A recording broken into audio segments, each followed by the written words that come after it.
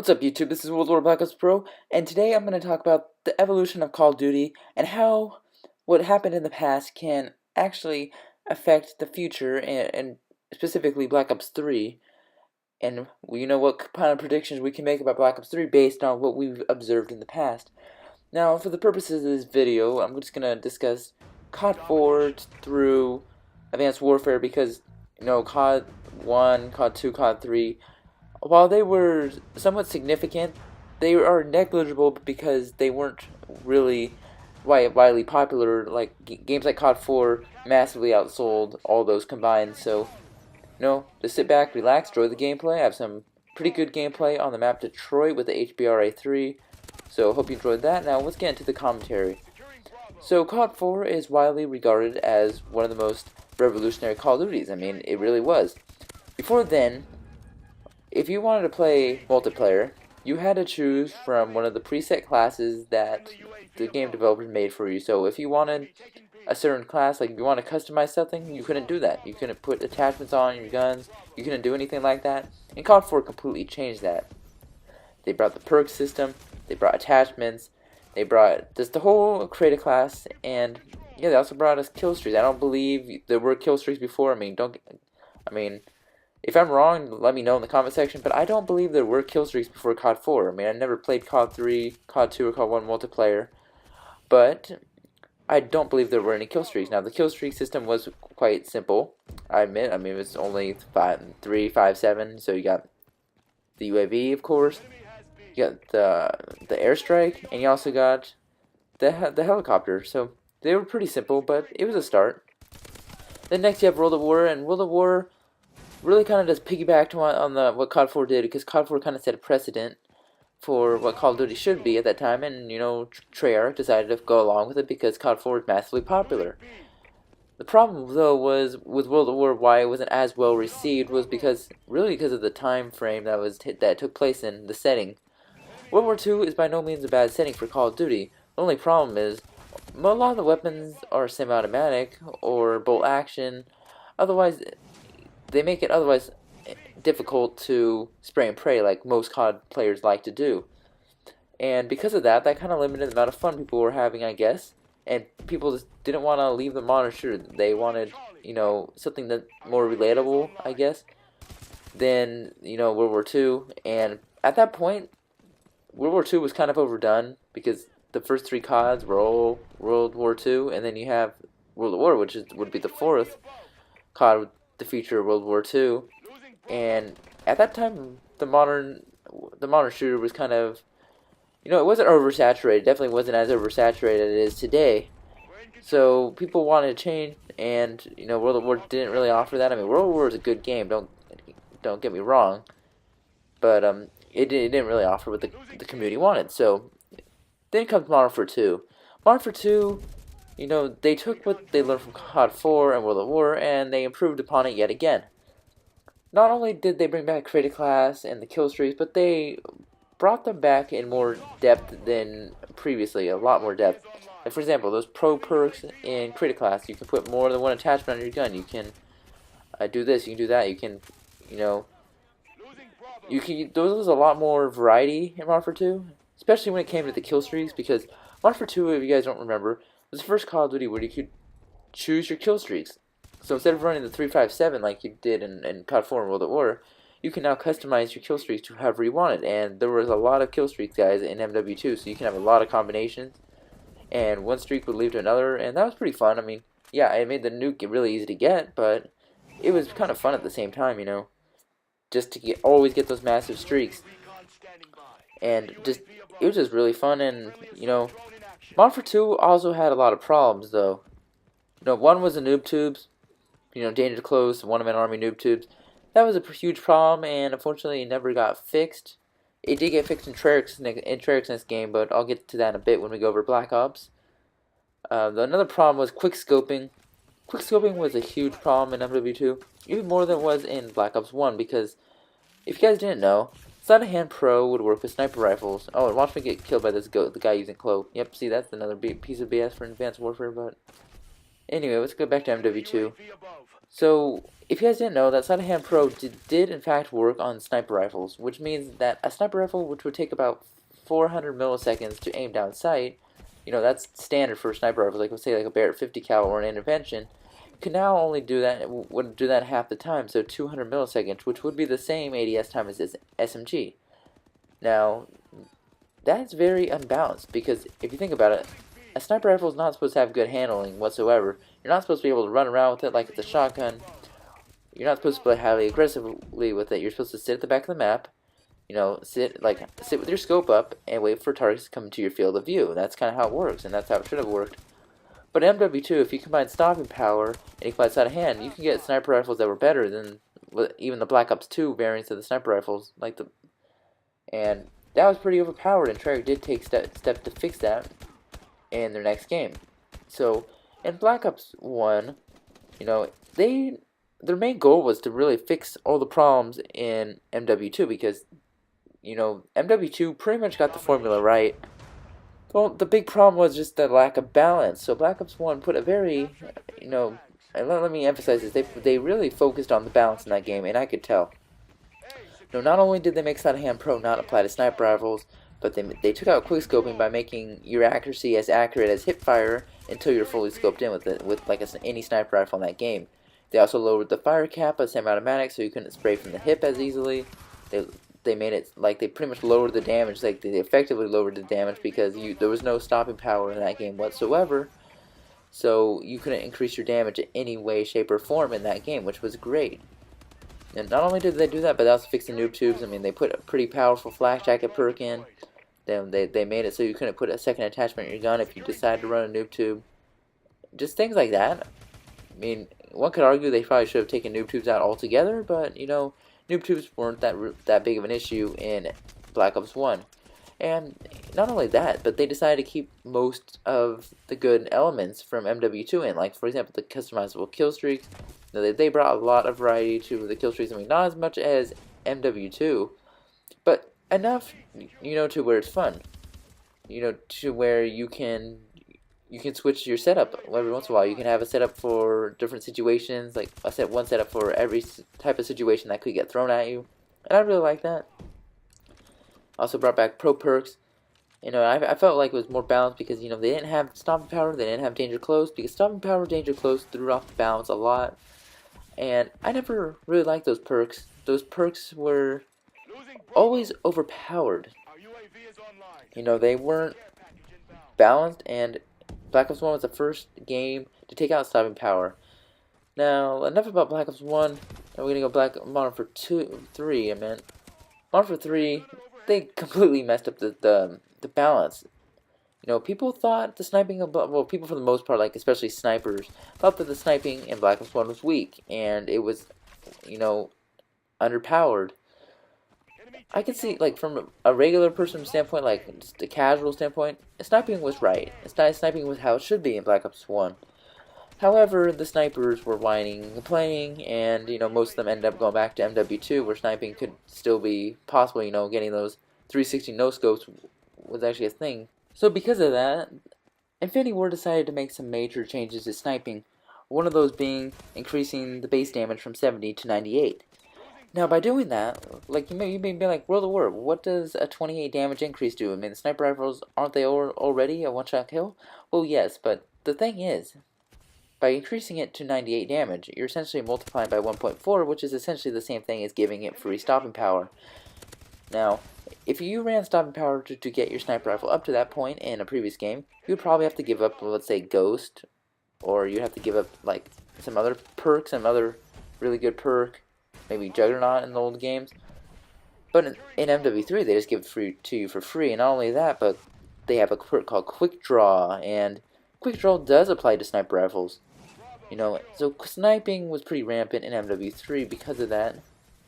And as a result, that game didn't, although it's the best selling, it didn't have very many people online. I recall back in April 2012, there were only around 200,000 people online on the 360. That is extremely low. And keep in mind, guys, like, Black Ops 1 had a lot more people online. So, MW3, they try to cater to all the interest groups out there. And that didn't, like, how'd that work out in Infinity War? I mean, Black Ops 1, people complain about the sniping, but the sniping community is a small percentage of the total fan base. He's got to understand that, because more people played Black Ops 1 throughout its entirety than MW3, because a lot of people just left MW3. I mean, I personally was not a big fan of MW3 because of sniping and just because I didn't really like the game as a whole. But, if you think MW3 is bad in terms of catering to everyone, I mean, wait till we get to Black Ops 2. But I also like to mention that MW3 is really where they took catering to the noob to the next level. Not only did they have death streaks like they did in MW2, but they brought support. Now, support is pretty game-breaking if you think about it. So you may be wondering, like, okay, World at War, all you get in support is like a UAV and stuff like that, like useless stuff that no one's ever going to want to run on their class. So why are you whining about it? Well, here's the thing. That game kind of set precedent for Infinity War games to, cater to the noobs. Yeah, sure, there was things to cater to noobs in the past, such as death streaks, and I even think that RC car in Black Ops 1 was to cater to noobs, but that wasn't game-breaking. The reason why these are game-breaking is because in Modern Warfare 3, you could get stealth bomber. Like, for example, the stealth bomber is one of the worst ideas I've ever seen for a support streak. Because it only took like 9 points, and the worst part about it is that you cannot knock this noob off his streak, no matter how many times you kill him. Like, I can kill him 1,000 times, and he's still going to be on that streak. So it really just comes down to, if he plays hard, he's going to get that streak, no matter what, guaranteed. There's nothing I can do about it.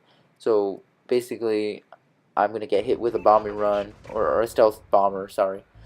Anyway, no matter what I do.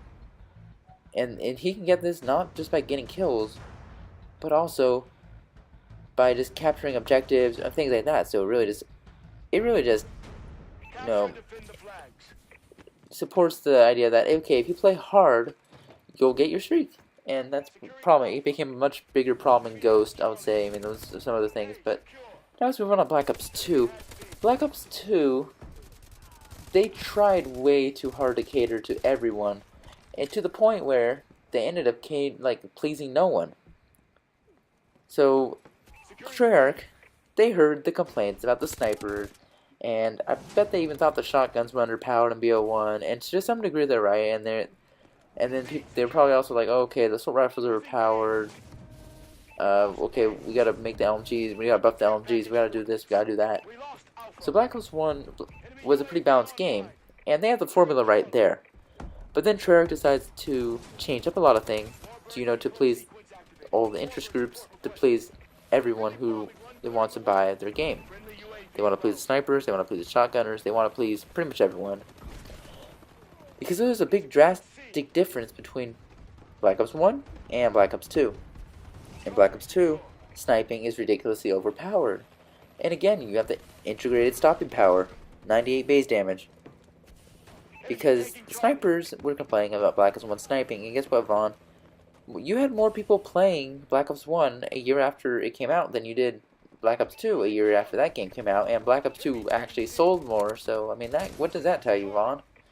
I don't think it's working, and also, the shotguns in that game are overpowered. I'm not sure, I don't think there is a big shotgun community out there. I mean, I could be wrong, but if there is, they weren't that vocal about it. I don't hear, a ton of people complaining about the shotgun balance in Black Ops 1, because in my opinion that's kind of how they should be balanced. They should be more on the weak side because they're specialty weapons and not general purpose weapons.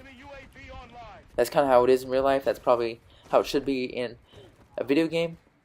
But Black Ops 2, also took catering to the noob to a new level. I mean, not only do they have RCXDs, which, if you guys didn't know, that's basically intended to give the noob a free kill. So if the noob gets, a 3-kill streak or something, they can call that thing in and get a 1 free kill. Woo, yay.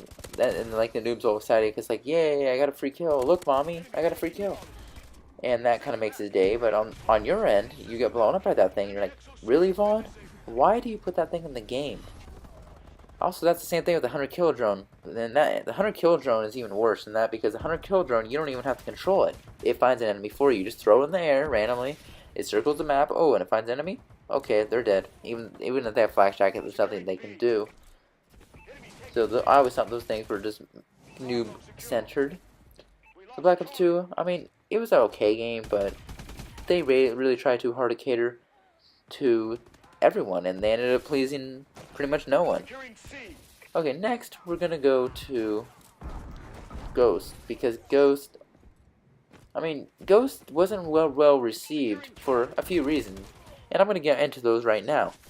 Ghost, although the balance, it was okay, I guess. I mean, there was a few problems with the one. All the weapons were like they were coded, so you run pretty slow with them. A lot of them, at least.